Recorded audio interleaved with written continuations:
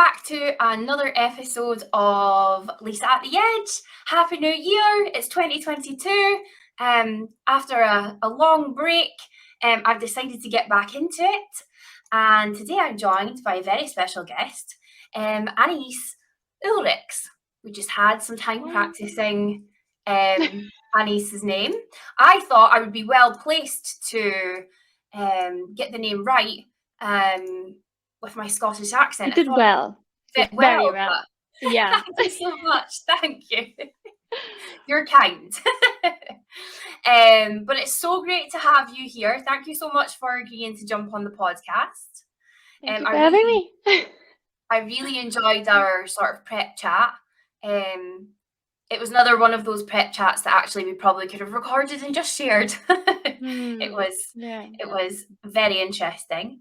But today we're going to talk a little bit about how you got into tech, your career journey so far, your lessons learned from that career journey, so you can share your experience and your wisdom with the listeners today. We'll talk a little bit about Kubernetes. I might ask you to explain Kubernetes for maybe non-technical people. But let's dive into it. So before we get started, do you want to just give a little introduction as to who you are? Yeah, it kind of turns out every time differently, depending on where and when I introduce myself and what I can think of. Yes. So I got into the DevOps space at the end of 2020. And that's when I started my YouTube channel and kind of my social media presence of like, I'm learning all these cool technologies. Let's just figure it out and share that. And so I started working as developer advocate at the beginning, and then I transitioned into site reliability engineering. And now 1 year later, I'm back to developer advocacy. And that has been my DevOps journey. Before that, I was working for some years in the blockchain space. And yeah, that's me. I'm heavily involved in the cloud native CNCF ecosystem, and try to contribute to the community wherever I can. And yeah, that's it. And I love these kind of podcasts and just getting involved with different shows and just sharing my experience and talking to different people. It's really exciting. Yeah, the podcast is definitely been. I started this in 2020 during lockdown when we had ample amounts of time on our hands and nobody to speak to. So I started this podcast to connect and speak with amazing people within the community. And it brought me so much joy. And when I took a break, I realized as I'm coming back slowly into social media and the podcast, still trying to figure out what it is that I want to do, but I've decided that I want to focus on things that I enjoy. And this is definitely something that I enjoy. So yeah, glad to have you here. So you mentioned a lot there, developer advocates, starting off in blockchain, starting your YouTube career. So let's dive right in. Let's start at the beginning. Yeah. You didn't always want to be in tech, did you? Your early on was to be a vet when you were a little girl. Yeah, that's kind of where it started. Of when you think, like when you're little and you think of yourself of like, where do I want to be? What do I enjoy doing, right? And at the time, it's especially like the younger you are, the less it's focused on external influences, or you're influenced by any external input, let's say. Yeah. So I was really excited about animals. I had lots and lots of pets. So I was like, oh, I'm gonna be a veterinarian, and gonna go into that direction. I really enjoy that. And then at some point, I kind of refocused and got more interested into like, okay, how is the human anatomy? How does the human brain work, and things like that. Like that was when I was around 12. So I was like, oh my god, brain surgery must be so exciting. I really don't know how I got to that point, but I was so focused on like, I want to do brain surgery or heart surgery, something like very particular. And at the time, I still didn't think much about what do you actually have to do to get there, right? What kind of qualifications do you need? Or like, what do you have to learn to actually be qualified to do those kind of things, right? So I ended up going for like first a year abroad to the UK. I was living in Germany with my family, and I was going just for a year abroad, and then I ended up finishing my high school in the UK. But the thing was that my English wasn't that great moving to the UK, and I had to learn everything I learned in German about the human body, anatomy, everything that you learn in your biology classes, right? I had to relearn it in a different language. Yeah. Plus learn everything on top of that what we got taught in biology, because obviously my classmates, they knew English, they were partially native speakers, right? So they didn't have to learn first the different, how you call the different blood vessels and things like that I had to relearn. Right. Which was quite a difficult experience. So I decided this is not gonna happen for me. um and I had to figure out what else I should be doing or could be Mhm. doing. My school didn't have programming classes. I know that many schools, they offer in high school, like they offer programming classes. I didn't really have that. But I just spent some time going through UK universities and course descriptions, and I found this course called Information System. I was like, oh my god, this is exciting. This is a mixture between management, what I've already had classes on, Mhm. and programming. So I Yeah. went to my career advisor. I was like, I want to do this course, and she's like, did you ever program anything? I'm like, well, not really. Like at the time, I never wrote a Hello World program. So she was like, how do you know it's for you? Like if you've never done it. Um, so I just ignored those comments completely. I was like, it sounds exciting. I'm just gonna do it. Mhm. So so I applied for that course and ended up going not to a UK university, but then ended up going to a Spanish university on a scholarship. Yeah. And that's how I ended up in Spain. The experience was nothing like it thought it would be. The course was exciting, but everything else was not for me. So I dropped out after 2 years and had to find a job. And that's how I ended up in the blockchain space. That was my first career jump of like, I need to really find a job to justify to my family of like, why am I dropping out of university? Yes. Yeah, so that was basically how I ended up in tech from early on. Wow. Yeah. Okay. So it's interesting there that you said that you wanted to go and do sort of information management. And, it is something to think about careers advisors these days when you're speaking to children. Even if they do come with something crazy, you know, be Yeah. supportive. If someone is excited about something, that is the biggest win. And it accounts for so much. So even if the person it hasn't programmed anything or has never shown an interest in computer science before, if they suddenly find, that they want to have a go at that, then we should definitely support that. So I'm glad that you ignored those comments Totally. and moved on. So you were in Spain, you met lots of people who were in the blockchain space, and then you ended up in the blockchain space as well, right? Working for some startup. Yeah. And Yeah. So yeah. to get to that position, did you have to apply for a lot of roles, or did Yeah, you? so it was obviously, I mean, I get a lot of question of should I complete my degree even if it has Mm, nothing to do with what I want to do later on? What path should I take? How do you get started in this or that industry? And uh, obviously, like me dropping out of my degree, I didn't have much to show. I had a few internships, mhm, and I just needed a job. So I started quite at the beginning, like very early on, to submit all of my job applications with example work, because nice. people obviously they would look at my CV and they would be like, she doesn't have any official qualifications on paper. Like there's no institution saying she can do X, right? So I had to Mhm, show companies that I could actually do X. But that led to lots and lots of failed interviews of them going with somebody else. And that happens, I think, a lot, that you apply also when you finish your degree, you apply for a job and there's always going to be somebody who has more experience, mhm, who has more qualifications than you do. And it's kind of your only option to show what makes you unique, right? mhm, mhm. Um, Even if you don't have nearly as much qualifications or experience or anything related, what makes you unique? So eventually, I found this VC fund in Israel who hired me to analyze white papers and research papers. It was very theoretical, but it was basically focused on translating the theory into something that the normal person could understand of what is this project trying to achieve, why is it trying to achieve it, and what does that mean for the industry.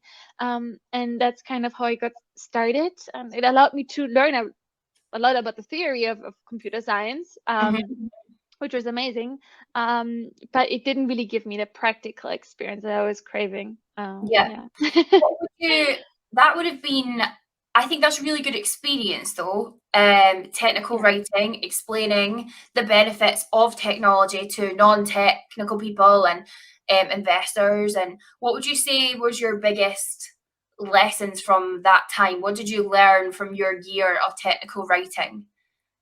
To be honest, before answering that, adding on to it, I think any experience that you get at the beginning is amazing experience. Like any experience that you can get is gonna get you further. Like the more you do, the more, like, no matter what it is, the easier it is to change and to move forward versus not doing anything, right?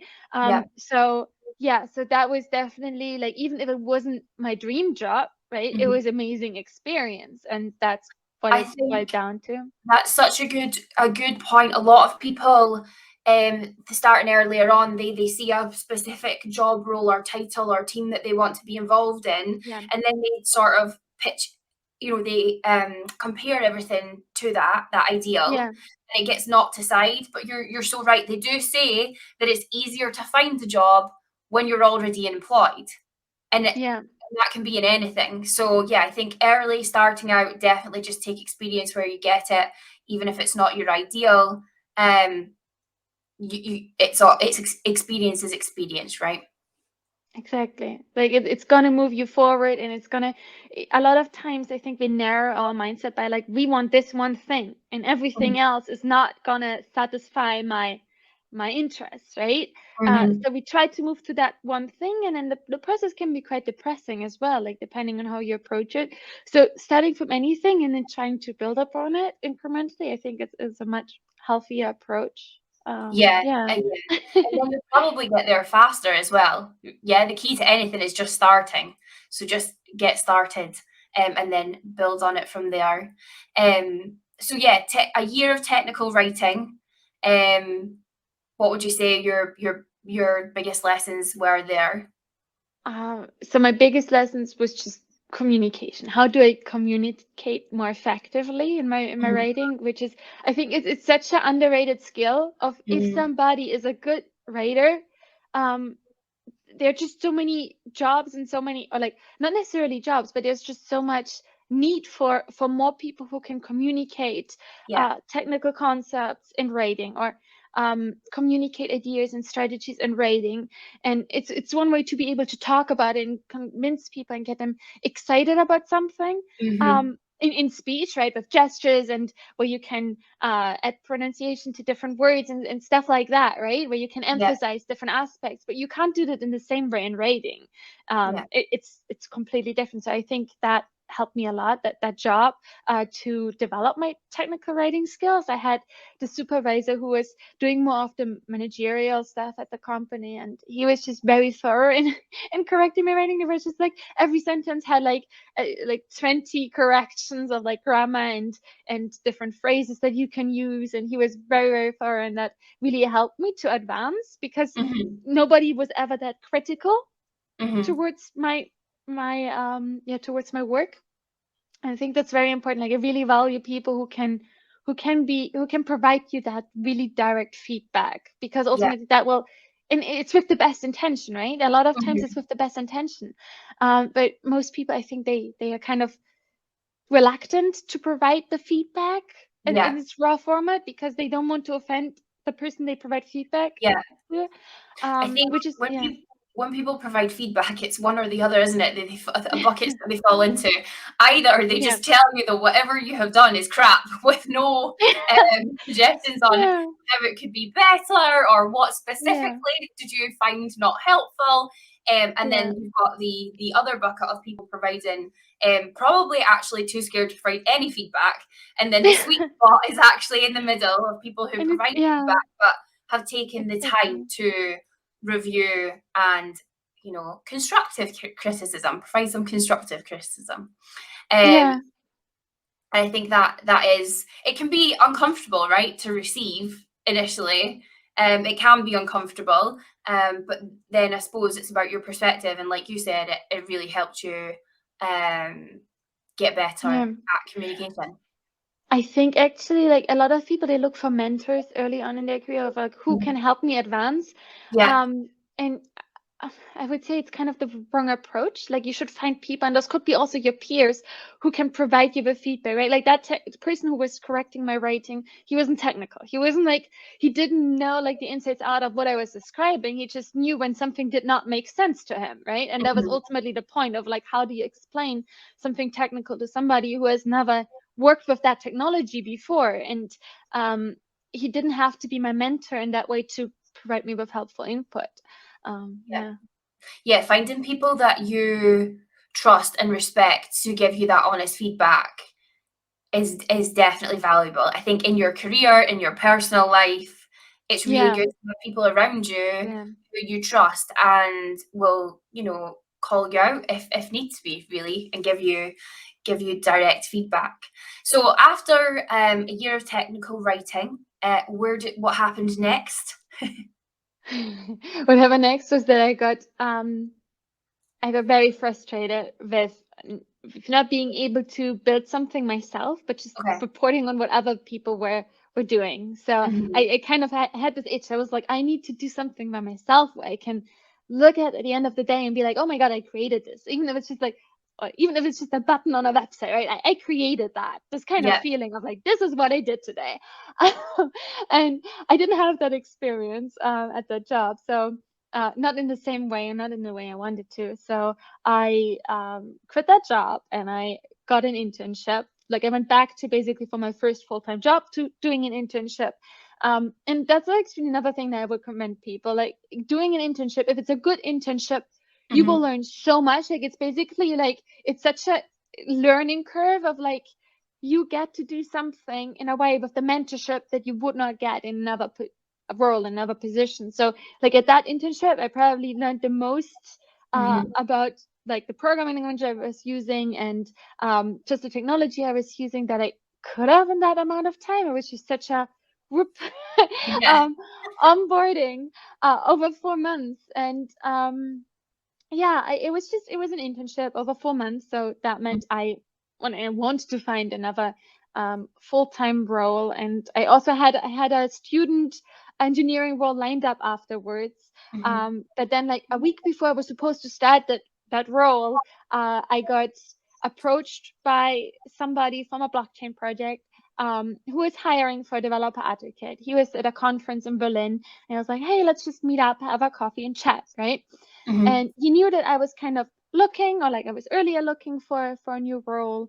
And within the conversation, he was saying, why don't you apply? Why don't you go through the interview process? So I gave him the deadline of like, I need to go through the interview process within this week. And because I'm otherwise going to start the other role. Yeah. So I went through the interview process. I failed miserable the technical interview. I performed very, very poorly. He hired me anyway. I think that was the most amazing thing, that he just said, well, you didn't do very well in the live programming in interaction questions and stuff. Like, I basically had to literally, like, over Zoom, he told me what to program and I had to try to do it, which was just the worst experience. And also the only time I really had a technical interview. In that format. And he hired me anyway. And I started working for this blockchain startup based in San Francisco. And that's how I got my first full-time developer advocacy role. And I suppose that's really interesting. And I think that should give so many people hope as well, because, okay, you failed the technical part of the interview, and I might get slated for saying this. Of course, the technical parts of the interview are really important. However, if you are really strong in other areas, aptitudes, etc., your attitudes, and those things can be learned, right? So if you've got all the other skills and you're really enthusiastic, especially in a role like developer advocacy, then don't be afraid to apply. And also, either you get the job and great, or you don't and you learn and you get the experience. So I think that's a really important story to share. And he had approached you because, did he follow you on Twitter? So that was the other thing. Yeah. So after my first role for that VC fund, I created this, and it's still like on my blog. You can find it there. It's like a blockchain introduction series. It's like a 6-7 part series that I just brain dumped everything that I kind of knew about the space, and that I've read about. And so he saw that, and we had several Twitter interactions, and that's kind of how he came across my profile and how I first started how I network with, like, it's very random to work from Germany for a company based in San Francisco. And I think without Twitter, I mean, I would have never met them, right? I would have never connected with them. So that was quite a unique situation to be in. And that's why social media is so important, because it allows you, even at these times right now, to really network with people. And yeah. And that's how I met you.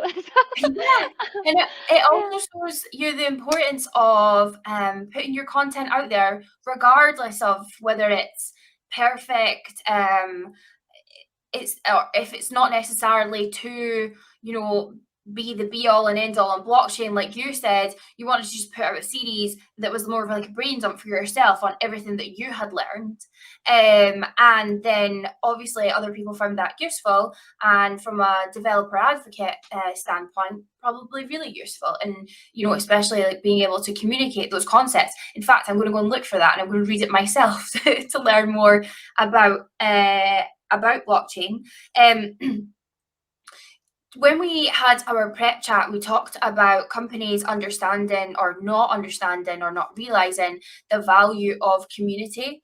Do you think that has changed? I mean, I see so many companies now creating developer advocacy teams and roles, community managers, etc. It does seem to really be growing. Would you say that that's fair? I think that it's the need of, like, I think many companies now realize that without a community or developer advocacy team, you're not able to meet the developers where they're at. And I think like the companies who start to build their teams now, they are late. They're late they are ultimately late to getting it right, in a way. There are some companies like Twilio, or also larger companies like Vonage in the UK. I think that's how you pronounce it. And they've had developer advocacy team, developer relations team for decades almost, like for a very, very long time. And they kind of focus from the beginning on the importance of, like, there's this other sales funnel that can't be measured within marketing, but it has to be addressed, and to address, to meet more people, to get more people involved with the product. So I mean, there are lots in the cloud native space now. There's so many companies looking for developer advocates, but there are just no developer advocates who are willing to move companies, or are willing to or like are available, basically. And it's really a shortage in the space. It's so interesting because it's funny. I think larger companies and technology companies, it's always been like C-level to C-level. They go in, they make a big decision, they decide to go all in on a cloud or another cloud, or adopt a technology. But ultimately, that technology will succeed or fail based on its adoption internally and the people who are working with it, setting it up, all this kind of stuff. Basically, it's adoption. And you even see so developer advocacy now as well, also including the IT pros, right? Because you've got the whole world of DevOps now, and that's so important as well. It's so important to get the people who are in the thick of it, working at these companies, on board with the technology, and also helping them to realize success with the technology, because it is so much more than just taking one technology out and swapping in another. Quite often with the likes of DevOps and cloud, it's a whole mindset and culture change, and that, like you say, that requires the developer or advocate relations, like building those relationships and building a community where people feel comfortable sharing feedback or asking for help, or, you know, all of these kind of things. So yeah, it's really interesting to see the space growing now, and like you say, the sort of latecomers to the party when it comes Yeah. to advocacy. So what happened next? What In happened your next? journey? What happened next was like mentioned, like you mentioned in the previous question, like lots of companies, they don't realize the importance of community, of develop advocacy, talking to your end users. Ultimately, that's what it boils down to, right? So you have lots of engineers who just work like that. Their television on this one product and want to make it great, and then they think it's gonna sell itself, and it's just gonna people are just gonna start naturally using it because it's so amazing. But Yes. your product could be like the best product out there for whatever it is. If it doesn't invite people in to and makes it accessible, then nobody, like it's not worth much. So I was supposed to do developer advocacy for that project, and 2 months in, the community manager left the project, and nobody really felt, filled that gap up. So I was just like, well, I'm the only one, not in San Francisco. I don't add much value to the project right now in developer advocacy, still getting onboarded to the technology. So where can I add the most value? So I jumped into community management and launched like 2 community programs within the year, and really like built up their early developer community. Like at the beginning, they were mainly just engineers using the product. Like within the blockchain space, you have basically this big moment for a lot of projects when they are mature enough to have like this token sale. But before you have the token sale, there's nothing in terms of value that community members could use other than developers using your tools and your products, right? So you really have to focus at the beginning on the engineers to enhance your product, and then also become the early ambassadors for your project. So my work was really focused on getting developers onboarded within the community. But after a year, I got very exhausted by the whole environment, mainly by the blockchain space, not necessarily by the company itself, but by the entire blockchain space. There are lots of stereotypes from my side that are actually they're true, they're very valid. So I didn't feel like I could do my best and get the best opportunities for the work that I was doing and the value that I was creating. Yeah. And that's ultimately when I left. Like I got a LinkedIn message from a recruiter at a company called CodeFresh of like, hey, let's talk. Your profile is really interesting. And usually I would never reply to any of those messages, right? Usually you ignore those messages, and most of them are just copy paste. But that message was just so genuine and so really like focused of like, I really want to talk to you specifically. So I replied, and that was the first time I used Docker and Kubernetes for the interview process. I'm like, let's figure it out. I want this job. And yeah. So note to recruiters out there, please do not copy and paste. Please actually take a look at the person's profile and personalize your message. Be genuine, be a human.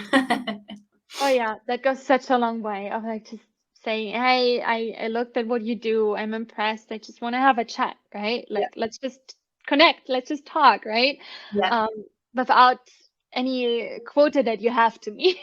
And then also like sometimes when I get those messages, even if I'm not looking, right, I'm excited to help those people, then look for somebody who might be a fit for the role, right? It does go a long way being sort of personalizing your communication and being open and genuine.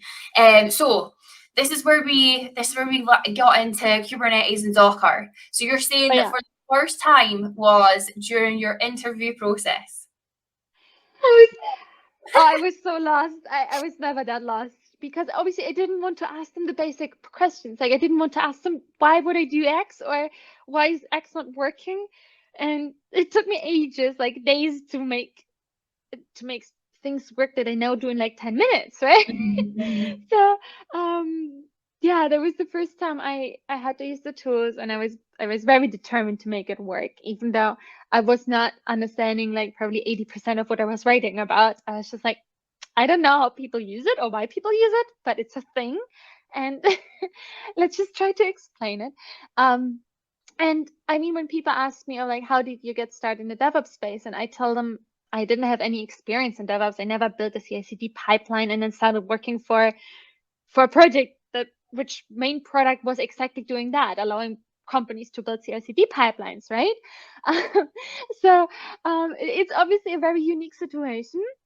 And at the time when I made the careers change, I wrote another blog post called "Why I Don't Follow My Passion," which is based on a book by Cal Newport called "So Good They Can't Ignore You." Or something like that. I think that's the title. Maybe I misquoted it. Ultimately, the book's premise is that if you do career change or you get started in a new industry and a new space, try to build as much as possible on your previous experience. Like, I didn't have any experience in DevOps, but I had experience in technical writing and I had experience in developer advocacy, and I could transfer those skills over. And I tried to make really like to highlight that, but in the interview process of like, I might not be able to tell you right now why somebody would use Kubernetes, but I can tell you that I'm comfortable speaking in front of an audience, and I'm happy to write, and I'm really excited about writing technical blog posts in which I explore those questions, right? Yeah, so really build on your strengths. Exactly, as I much think as possible. be honest about what you don't know. That as well, yeah. But focus and build on your strengths. I love that. So Code Fresh, is where Kubernetes kicked off for you. And then you did loads in this space, right? Is this where you started your YouTube? Like in So earnest? that was exactly. So it was basically me. I think it's funny because my coworker, he started his YouTube channel, like really started working on it when he joined CodeFresh as well. And so I saw him building his audience. And that kind of got me inspired of like, if he can do it, I can do it. Like, he knows what he's talking about. I don't, but that's maybe where I add the value. So it was really, that's what it was, that I just sat down. And I mentioned that to somebody just earlier today. I just literally sat down in front of the camera and talked myself, exploring, like going through a tool, exploring the documentation, and sometimes simple things that maybe look like 30 seconds in the video took me literally days to complete. And I would mention it, especially in the early videos, of like, this took me ages and I completed this like it, or it's crap because of XYZ for beginners, right? Like, I called it out in those tools. And what you mentioned also earlier in this conversation of you trying to really focus on what do you really enjoy doing with your podcast, right? Focus on that versus shaping it to be something that it's not. And I think my YouTube channel right now, I'm like in this process actually of like rediscovering of what do I want to do with it, what content do I want to focus on, and what do I enjoy doing. And I think at the end of the last year, I kind of lost the focus of what am I doing for myself versus based on requests. So that's so interesting. So I have now spoken to, you are the third person that I have had almost the exact same conversation with. That people who started creating content maybe in 2020, either because of a job or because of the time now to do something that they always wanted to do, they set big goals, they threw themselves into it, they've learned a lot. Now that life is coming back, because it takes time, right? How do they balance that? And why are they doing it? What do they want to produce? And almost like weighing up like the investment and then the value they get back from doing and creating the content. And in every conversation, it's come back to focusing on what people enjoy. I think, especially just because of what we've all gone through the last 2 years of the pandemic, there's been a lot of time to reflect, right? In my case, there's been too much time. It's not always good. But I think people are starting to really focus on themselves in a healthy way, in a what do I enjoy? What do I value? How do I want to spend my time? Rather than trying to be this something, this persona to the community almost. And I think, I mean, to anyone who is listening right now who is thinking about that, and is worried perhaps about dialing down their content, I would say do what is right for you. You can always pick it up again in the future. I think we need to get into the habit of realizing, I had a discussion actually with someone else the other day when talking about my career and where I'm going and what I'm doing. And this realization that I'm entering like a new phase almost, and it's quite different for me. And maybe I'm perceiving it to be negative, but actually it's not.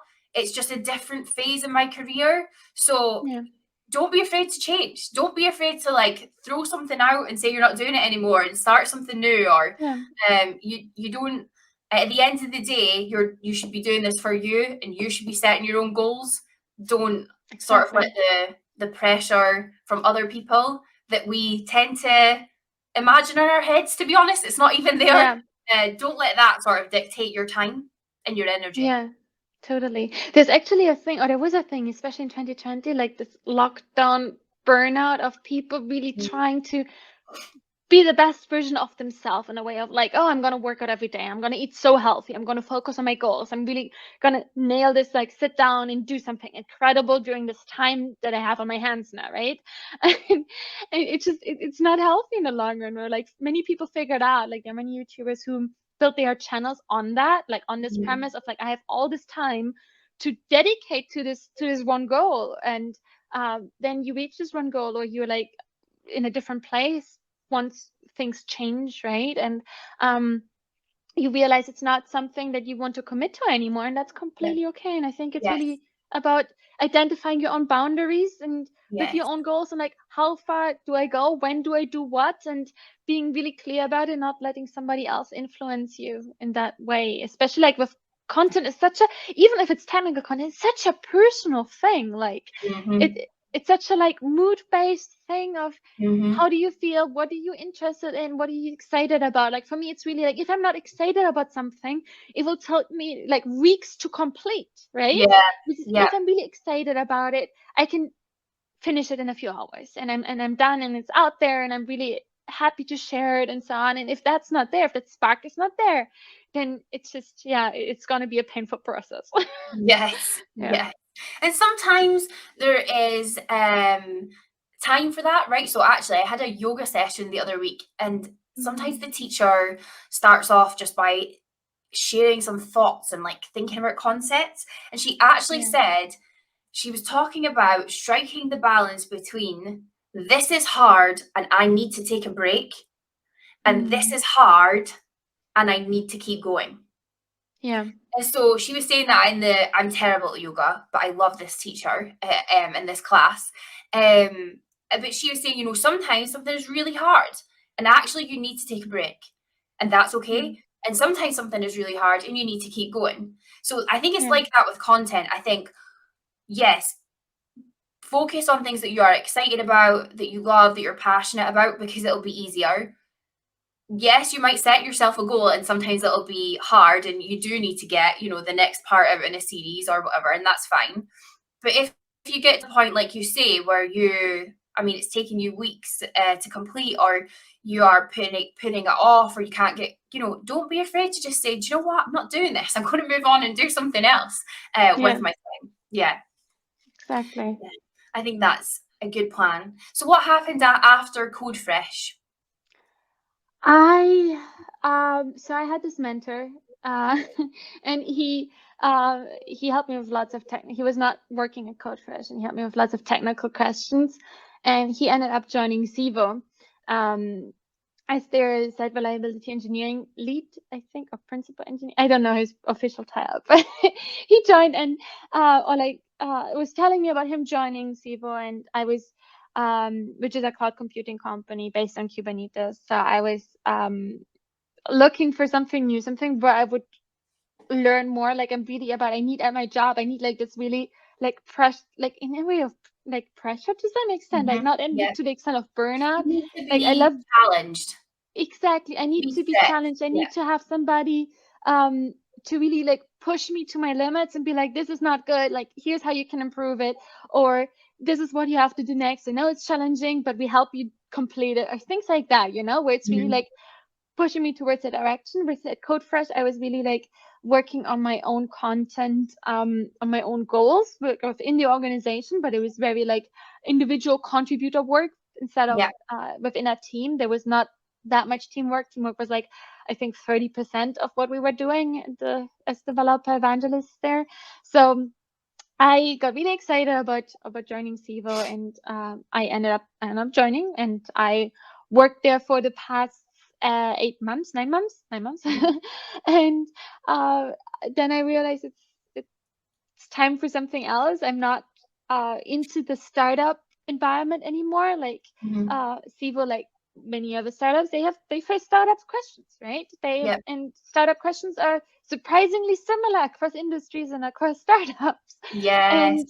And yeah, and I'm not at the point yet where I'm at a leadership position and where I want to be at a leadership position. I'm at a point where I still want to like get hands on and just do my thing and be in a team where everybody is working on this goal and contributing to this goal. I'm not there where I want to spend most of my time on goals and strategy and so on. At the same time, I'm not there with experience, right? So we both sides agreed on that it wasn't the right time, the right place for me at Siva.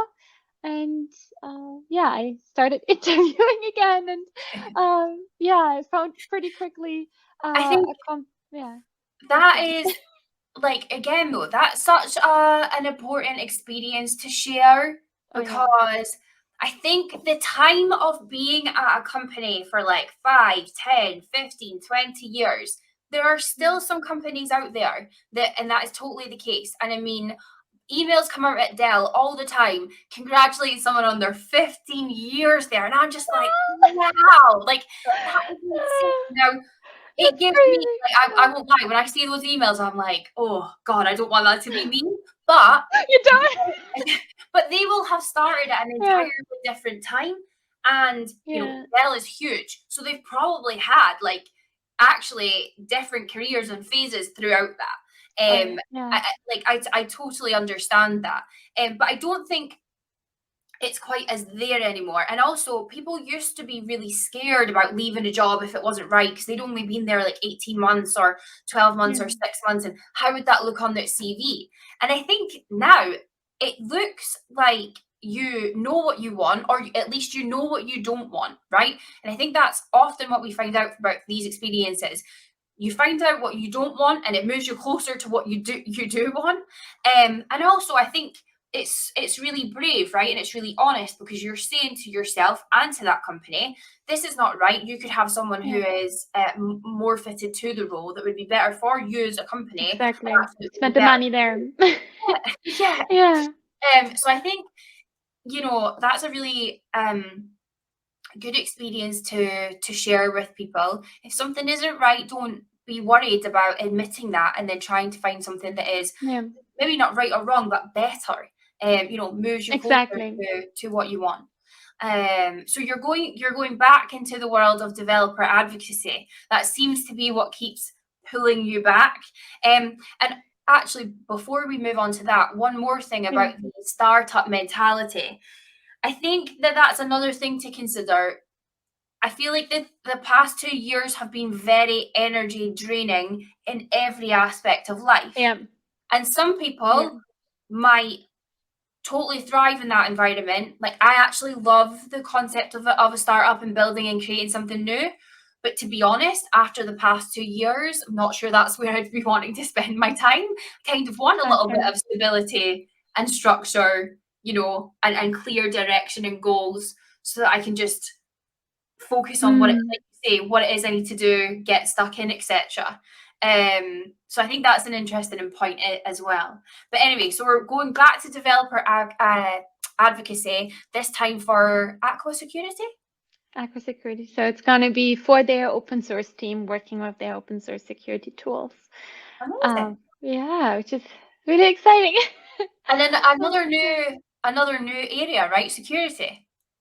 That's the thing. I keep being pulled in these new areas of, and I'm like during the interview process, I'm as honest as I can be. Like I literally tell people I've never done X, right? Yeah. If you hire me for this, it will be the first time that I properly have to do whatever it is, right? For example, at CodeFresh, I was literally telling them like I wrote this blog post about Kubernetes, but I've never used it properly in production. Like I've never, I've played around with it, but I've never used it properly. It's gonna be so new for me, right? And I want to be honest, like that's the risk that you take when you hire me. Mm-hmm. And at the same time, when people hire me, or like that was kind of the blockchain project, right? Like I failed the interview process, but they ultimately took the risk of like, we can see that there might be so like huge potential for the value that Anaïs is going to add within the project, and we want to bet on that, on the value that she's going to add. And it was similar with at CodeFresh, right? They took that chance of like, she doesn't know maybe what she's talking about. Well, we're going to take that bet on her adding the value. It was similar with Sivo in site reliability engineering. I've never done site reliability engineering, and that really sometimes pushed me towards my limits of like, I've never done basic sys administration tasks, right? Like I've never done that. So I'm sitting there in front of a production server and I'm like, I have to be super careful because I've never done this. And yeah, whatever I'm gonna do, it could blow things up. And ultimately they took the, I mean, it never happened. So just a disclaimer. But they took that risk with me and hiring me. And the same is gonna happen with Aqua, right? Like they are cloud native first, Kubernetes focus, and they're gonna take the risk of like, Anais might tell, I don't want to say, can I swear? I actually don't know if you can or not. Okay, I'm not gonna swear. I've had to stop myself numerous times. I'm not sure what the settings are on YouTube that I need to click to make it okay. So basically they're gonna, I might tell complete crap at the beginning, right? Like I might say something completely wrong in a presentation of like, and that's okay. Like I will admit whatever I don't do properly, or whenever I say something. Also, in my early YouTube videos, like I now get comments of like people saying like, "Oh, it's actually like this," or like, "Can I give you suggestions of how it actually works? Or explain you something?" I was like, "Please add it in the comments." Like I'm so clear, and I try to be super clear in my videos, and with most of my content, I do that. I'm not an expert in any of this, and that's kind of what I'm trying to convey. Of like, I'm trying to figure things out, and for the longer I will try to figure things out, the more my skills will grow, and the more my experience will grow, my understanding of it, right?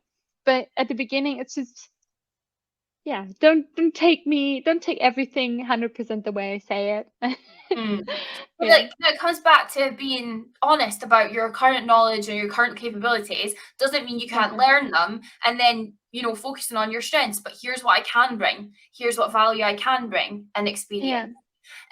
So we spoke about how your career so far has been very, you said impulsive decisions. I think it's been very opportunistic, right? And actually, it's been there's a method that's called explore and exploit. So you basically go. Don't say that too loud. You explore lots of different things, and then you find something that you like, and you kind of exploit that, which seems to me a bit like developer advocacy. You try lots of different things, and then you're like, okay, this is kind of where I'm going. So I would say it's been more opportunistic. But do you think you're going to move into a more strategic phase of your career? I definitely, like you see on Twitter, or like within my social circle, I see people getting promoted and people advancing within their company and within their career, within their field. And why I want to stay actually for as long as possible without a senior title and not having that annotation to it, because I'm worried that it's going to block my learning in a way. But I definitely crave the company internal growth of like, it's great to for a company to get excited about hiring you and really wanting to hire you and doing everything they can to get you on board. And Aqua has done so much already before me even joining. Like, they've done so much for me. And so it's just incredible to have that. But at the same time, I want to have this kind of the level of satisfaction that you get when you build something. Like, for example, at that blockchain project where I was managing a lot of the community efforts, it was just this satisfaction of like, there are 20 new community members who are using our tool, who are building projects with our tool. And that's just, it's amazing. Like, I helped them to get started, or you know, like, I built this thing, I built this demo, and now lots of people are benefiting from it, and or like, I helped my team achieve X, right? And kind of seeing that growth over time, and ultimately it takes time to see that and to experience that, and that's what I'm really craving that. So my goal is actually to be like, when I hear people being for several years, like 5 to 10 years at a company, I'm like, wow, like, for me to stay for so long at a company, it has to be really incredible. Yeah. Like, there has to be something that really keeps me going at that company, right? And for some people, it's like, I listened to this Twitter space a few weeks ago, and there was this woman who was talking about, I don't want to say like company names or names, because I don't know if she wants to have it mentioned on record or something, but ultimately she was describing how she joined a company, and within a few months of joining, she found out she was pregnant, right? And then within her probation period, and a company did so much for her, and like providing her with extensive maternity leave and really helping her out in that situation. And I think that's like also those work focus things that a company can do for you that just makes such a difference, of like, you want to help this company in return, like, you want to continue in helping them build and accomplish their mission, ultimately, like being part of that, because like, it's a two-way street, right? It's a two-way process of like, you want to get something out for giving something. It's not there's I think that is becoming more and more important and to people, because again, I think with the last 2 years and everything that's happened, work is more than just showing up 9 to 5. You can pay people and they can show up 9 to 5, but what they do within those hours could be very different depending on how you support them. Work takes up, it must take up like 80% of our lives.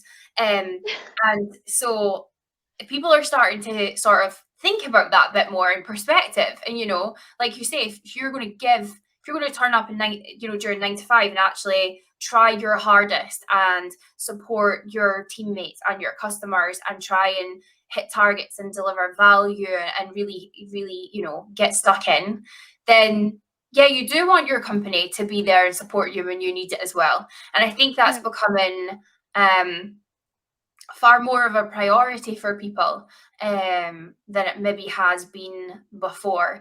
I was speaking to someone the other day about the fact that all through my working life, I've been like hustling, grinding, working so much, being really busy, building things, like smashing it. Like, I've just been like so full on.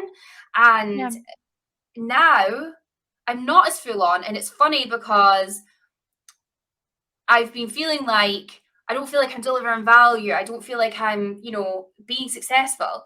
But I think I've equated intensity with success and delivering value. Yeah. But that's not necessarily true. Maybe it was true for me in my late 20s, my early 30s. But now I think I'm entering this new phase, and I'm trying to figure out whether I like it or not, and also like change my perspective on it. But definitely more of a priority for me is feeling stable and supported in my current role. So it's interesting making those shifts, and it doesn't mean you can't shift back either, right? Exactly. I think we're no longer, there's a book called The 100-Year Life, and then he wrote a second book which I can't remember, which is clearly not helpful here, but it talks about how we have moved from